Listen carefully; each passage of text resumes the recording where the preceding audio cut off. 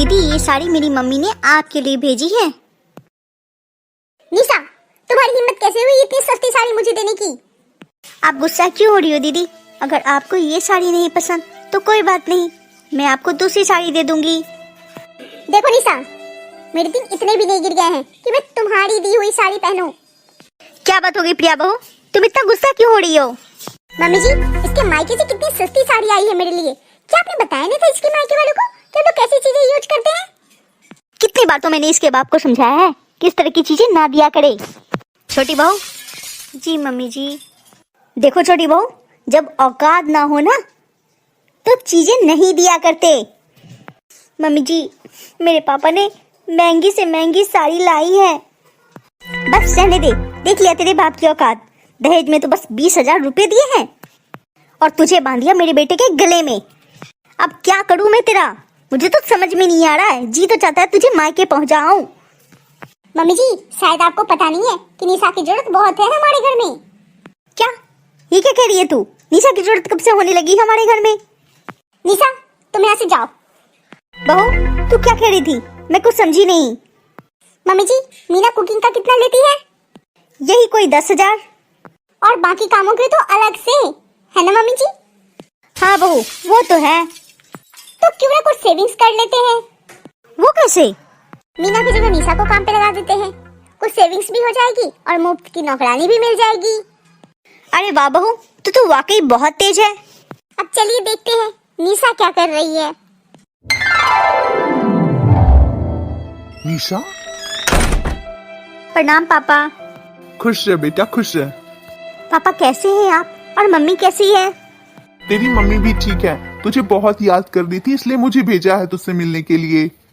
ये तो आपने बहुत अच्छा किया पापा जो आप मिलने चले आए। मुझे भी आपकी बहुत याद आ रही थी। ये ले बेटा, ये तेरी माँ ने भिजवाया है तेरे लिए।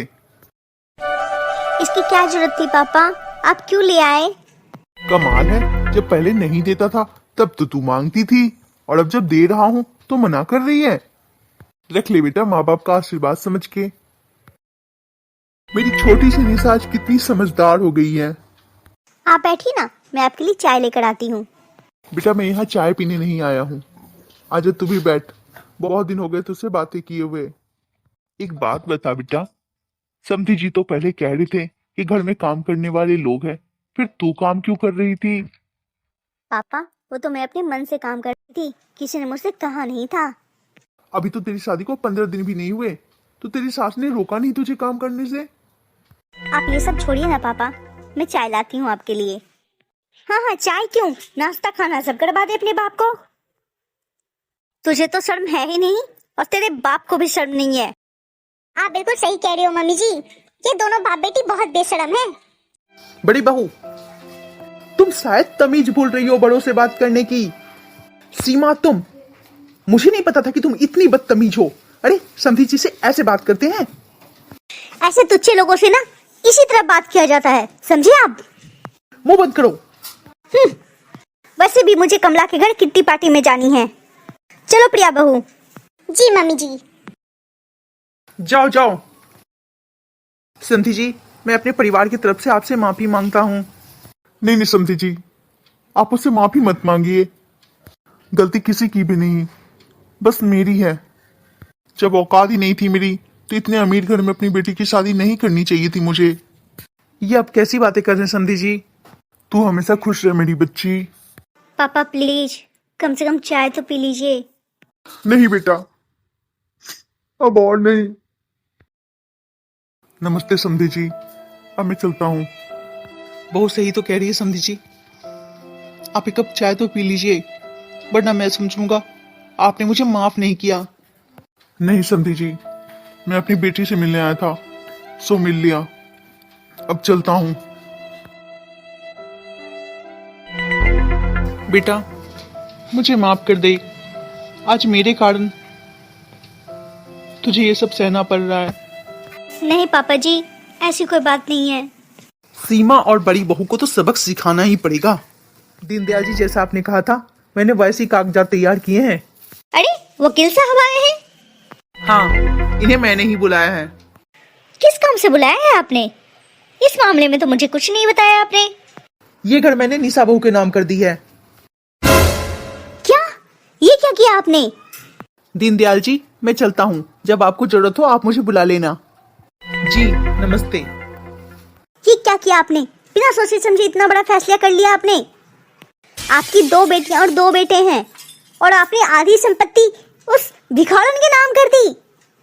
ये कैसी बातें कर रही हो? वो हमारी छोटी बहू है। क्या हुआ मम्मी जी, आप ऐसे गुस्सा क्यों हो रही हैं? देख बहू, तेरे ससुर ने ये घर निशा के नाम कर दी है।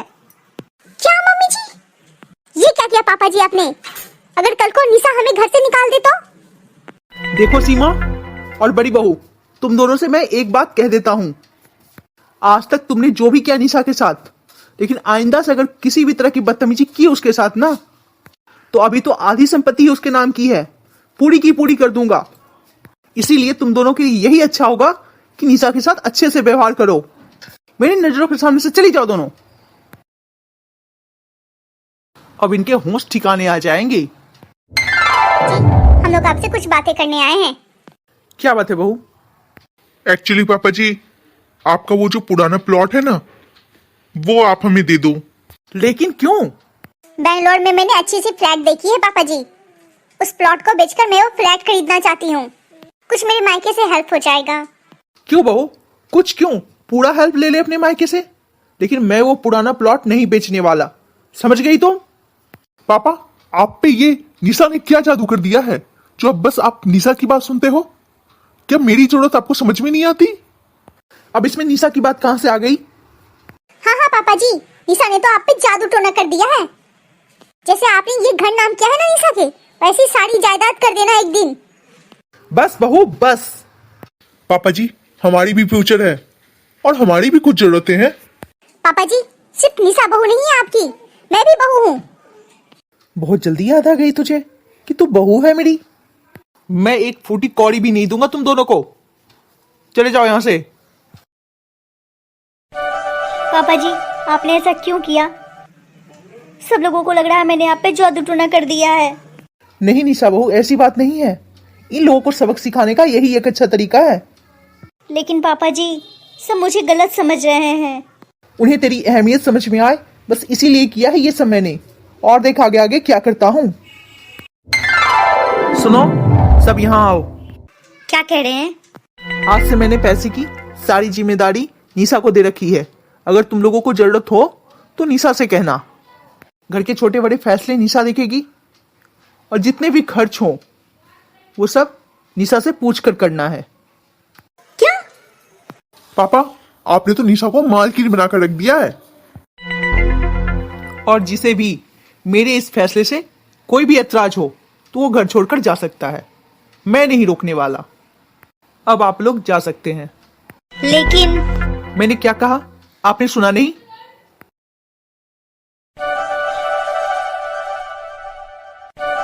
बहू, जी पापा जी। अब तो तू खुश है ना? लेकिन पापा जी, आपके इस फैसले से सब नाराज हो गए हैं। कोई बात नहीं बहू, तू खुश है ना? बस मैं तेरी खुशी चाहता हूँ। बाकी सबकी आदतों से तो मैं अच्छे से वाकिफ हूँ। थैंक यू पापा जी। बहू, तू बस ऐसे ही खुश रह। बहू, जा जल्दी से 2 कप चाय बना कर लिया, मैं और तू पियेंगे। जी पापा जी, अभी लाई। नमस्कार मेरे दोस्तों, आप लोग कैसे हैं? क्या आपको इस कहानी का अगला पार्ट चाहिए? अगर हाँ तो प्लीज़ कमेंट में ज़रूर बताइए। और हाँ, आपको हमारी ये कहानी कैसी लगी ये भी ज़रूर बताइएगा। Thank you.